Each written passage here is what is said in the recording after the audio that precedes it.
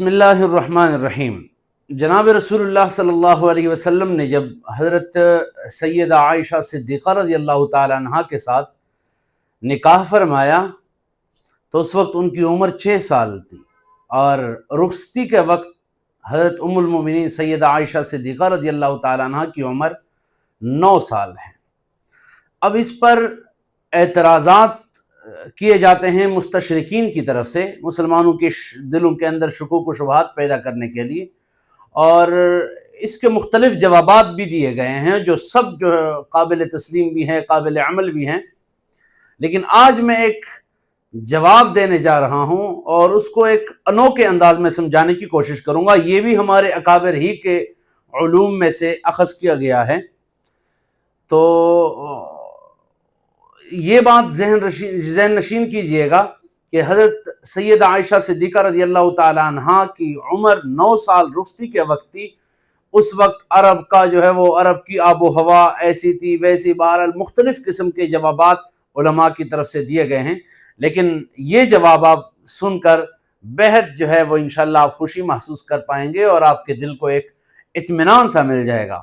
یاد رکھنا، جب رسول اللہ صلی اللہ علیہ وسلم مدینہ منورہ تشریف لائے اور اس وقت حضرت ام المومنین سیدہ عائشہ صدیقہ رضی اللہ تعالی عنہ کی رخصتی وہ عمل میں آئی، اور اس وقت ان کی عمر 9 سال تھی۔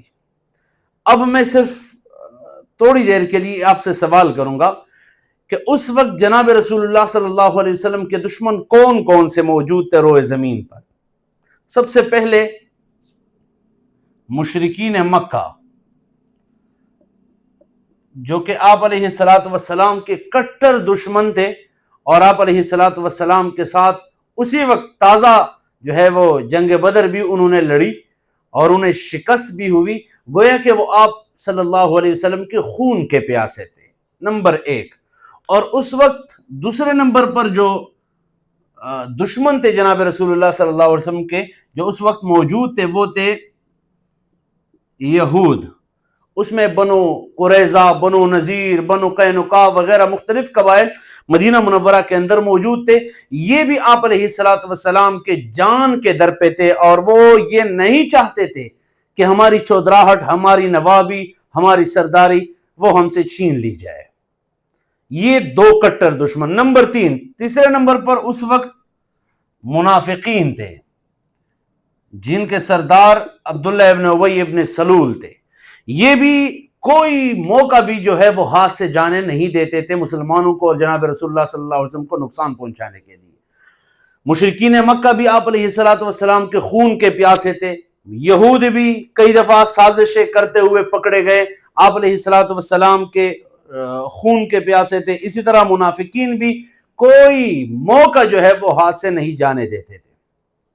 ان تینوں کے علاوہ اور بھی لوگ تھے مختلف قبائل آس پاس کے، جن میں نصارہ بھی شامل تھے، جو آپ علیہ السلام کی نبوت کو تسلیم کرنے سے انکار کرتے تھے، اور وہ آپ علیہ السلام کے قتل کے در پہ رہتے تھے۔ اب میں آتا ہوں اپنے جواب کی طرف۔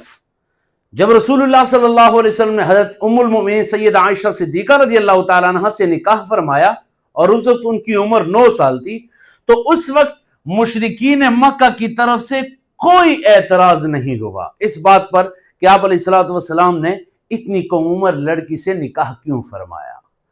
یہود کی طرف سے کوئی اعتراض نہیں ہوا، اسی طرح منافقین کی طرف سے کوئی اعتراض نہیں ہوا۔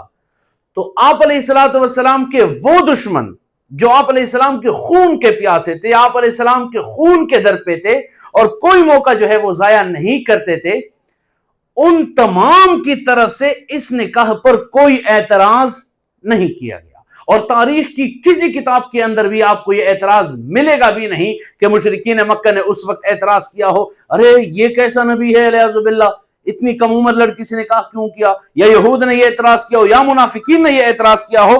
اس طرح کا کوئی اعتراض آپ کو تاریخ کی کتابوں کے اندر نہیں ملے گا۔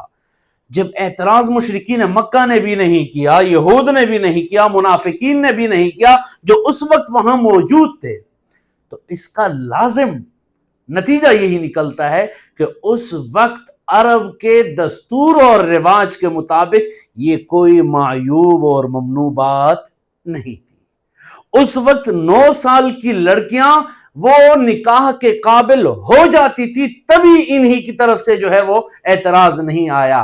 اگر اس وقت 9 سال کی لڑکی نکاح کے قابل نہ ہوتی تو اس وقت ضرور مشرکین مکہ کی طرف سے بھی اعتراض ہوتا، یہود کی طرف سے ہوتا، منافقین کی طرف سے ہوتا، لیکن اس اعتراض کا نہ آنا یہ دلیل ہے اس بات کی کہ اس وقت کی جو صورتحال تھی 9 سال کی لڑکیاں بھی نکاح کے قابل ہوتی تھی، اسی وجہ سے اس معاشرے کے اندر یہ کوئی عیب نہیں سمجھا جاتا تھا، یہ کوئی ممانعت نہیں سمجھی جاتی تھی، اور یہ اعتراض 1400 سال تک نہیں پایا جا رہا تھا۔ ابھی 1940 کے اندر ایک مستشرق نے یہ اعتراض اٹھایا، اور آج کا لبرل اور آج کا ملحد اسی کے اعتراض کو اٹھا کر جو ہے وہ پیش کرتا جا رہا ہے اور اسلام اور مسلمانوں کو بدنام کرنے کی کوشش کر رہا ہے۔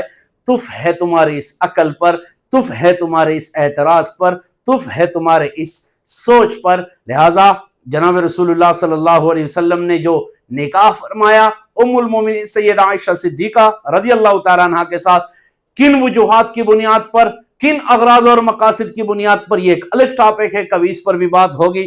آج میں صرف یہ ایک جواب دینے کے لیے حاضر ہوا تھا۔ اللہ پاک ہم سب کا حامی و ناصر ہو۔